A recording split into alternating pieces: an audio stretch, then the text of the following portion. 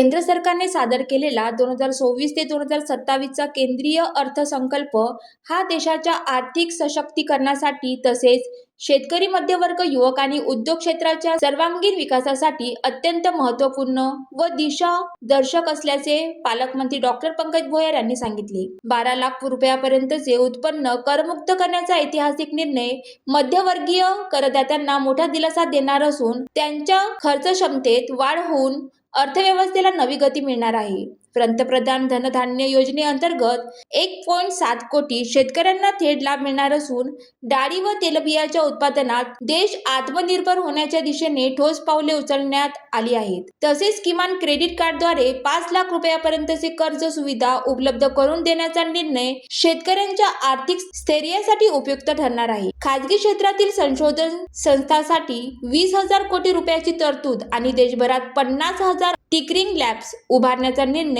नवोन्मेष, संशोधन आणि युवकांच्या कौशल्य विकासाला चालना देणारा आहे.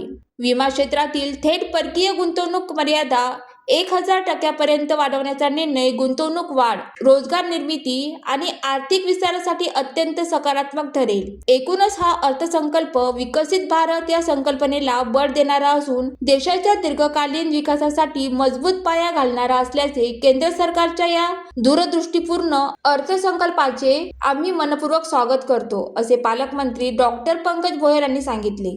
ज्वालादीप न्यूज, अमरावती.